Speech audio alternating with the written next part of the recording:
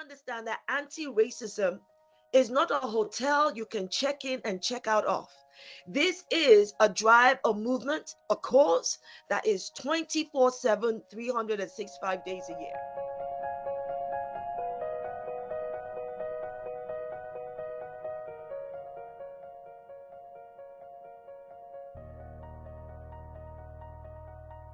I think it is crucial for businesses to first of all understand that the very foundation of their business is rooted in the humanity that represents their business, the humanity that makes the business possible. So, issues around social and racial justice, issues around diversity and leadership directly impact the lives of the very people that make the business run. And that to me is why every business that holds humanity at the center of any product, of any service it provides, that they place, priority on making these issues paramount. Because people have to remember, I want businesses to remember, people don't leave themselves outside the door once they walk through the front door of the office building. Again, I don't stop being Shola the mom, Shola the wife, Shola the student, or Shola the activist because I'm a lawyer, or whatever role that I play. I don't stop being that. And you have to remember that people bring not just their skill set and talent to work, but they also bring their baggage. Okay, because whether we like it or not, the business workspace is home away from home for all of us, whether we like it or not. We end up spending more time with our colleagues and at the work, in the workplace, more than we do at home. I mean, by the time you get home, you have a few hours before you feed your face, you go to sleep, you get up and you go to work again. So, any business that is serious about growth, serious about impact, serious about making a real difference in the lives of its clients and customers, it has to center the humanity of its workforce. That is why social justice, diversity, and leadership are crucial.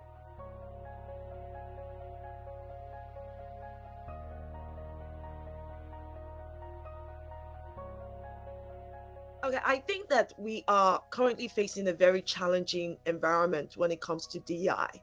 And we're seeing playing out live in front of us many corporations making a massive mistake on DEI. So I can now see that any company that is rolling back its DEI initiatives or has decided to whitewash it as something else or just justify eradicating it totally was a business that was never, ever truly invested in its people. That is a massive mistake we can see happening right now, people. I do not need to go into any other example for you to understand that any business that all of a sudden says, actually, putting women forward as leaders, in our corporation is not as important. Any company that is saying to you, well, diversity it isn't based on meritocracy. They're lying. They're not investing in you. This is a big mistake.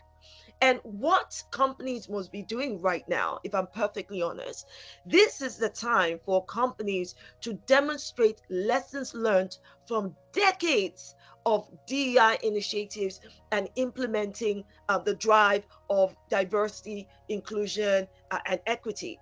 Because I cannot believe they didn't learn anything for decades of investing, presumably investing, for decades of presumably putting people forward, people from, whether it's ethnic minorities, people from marginalized communities, that they did not understand that their talent pool does not come from one source and that their talent pool is critical to their bank balance. Any company that is not demonstrating that is a company that can't be taken seriously.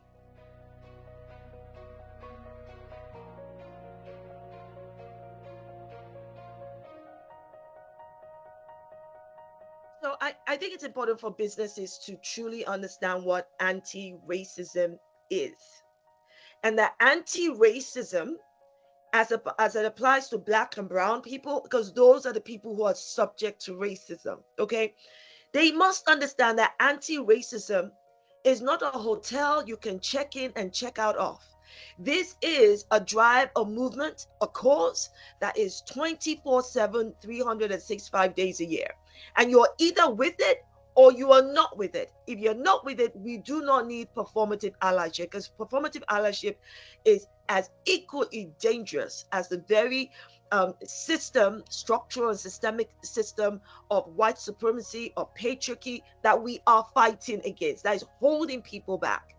So any serious business must say to itself, there is so much that we are meant to have learned over decades now. First of all, are these businesses speaking to their own people, to their ethnic minorities within within their corporation?